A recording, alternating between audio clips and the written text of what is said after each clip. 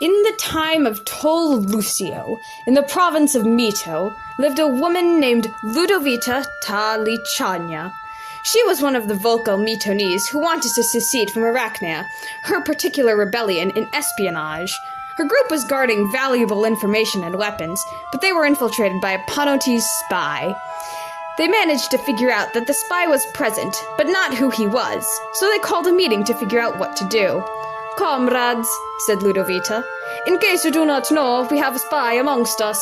Has anyone noticed any suspicious behavior?"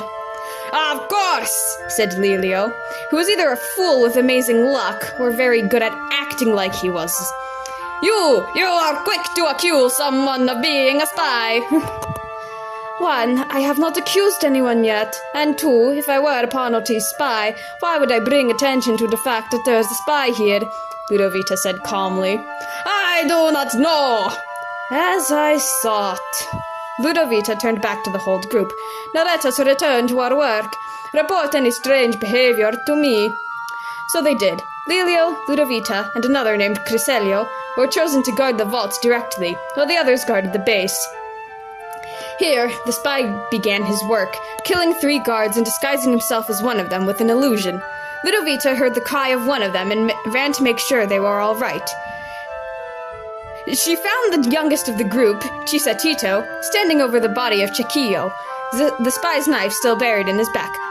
I am sorry," Crisselio stammered. "The spy, he murdered Chivino and then just ran off. I could not stop him." "Did you see his face?"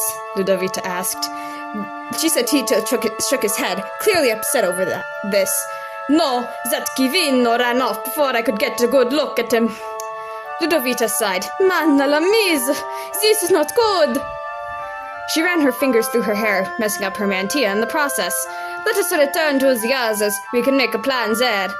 They walked back to where the vault, Lissio, and Crisselio were, carrying the body of Chivino. "What happened, Lidovita?" asked Crisselio. Lidovita laid down the body on a nearby table. "Chivino is dead." Crisselio and Lissio gasped. Lissio grabbed the collar of Lidovita's tunic and pressed her against the wall, drawing his sword. "All right, you dirty spy! Now you will pay for your crimes!" Crisselio blinked in surprise. Lidovita sighed. Crisselio put a hand on Lissio's shoulder. "Lissio, how could she be the spy? She was with us the whole time." Lissio blinked and relaxed. "Oh, right."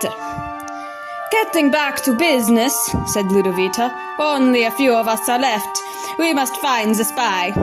Anger burned in Crisselio's eyes. "Dirty spies! They are the worst! Turning us all against each other like this!" He took the knife from Chivino's back, a finely crafted butterfly knife, and began to close it, wielding it with surprising skill. "I swear, when I find that Chivino, I am going to slit his throat. Ow!" He messed up and hit himself with the knife. He pressed his handkerchief to his hand and put the knife down. "No offense. Sorry." "It is all right." Lidovita looked at him coolly. "Now as for the spy, he must be one of us, as the others are doing work in Lissio, or dead. He could be me, Crisselio, or even..." At that moment, Lissio ran forward, screaming like a madman, and chopped off her head. There was a shimmer in the air. Crisselio groaned, "Lissio!" Crisselio yelped, "Oh, spirits!" Lissio sighed. "It was obvious. Look, the illusion will wear off soon." After a few seconds, Lidovita's dead body still looked like Lidovita's dead body. "I am telling you, any second now her true identity will be revealed." Crisselio sighed. "Lissio, of all the foolish things you have done, this is the worst. At least you should have let her finish her sentence. Perhaps you are the spy." Lissio scoffed. "I am not one of those dirty Panotese. Perhaps you are the spy." At that moment, an illusion did fall, though it was not one on Lidovita, but on Crisselio. He opened the butterfly knife and stalked forward. "Oh no, the spy is not one of you." He was about to stab them when Lidovita materialized behind him, her own knife pressed to his throat. "Well, hello there, Lici." "Lidovita, how are you alive?" said Crisselio, or Lici, as his real name was. "Light magic," she answered. "The very same trick you used to disguise yourself as Crisselio." How did you know it was me? Lissio asked. Lidovita shrugged. There were several clues.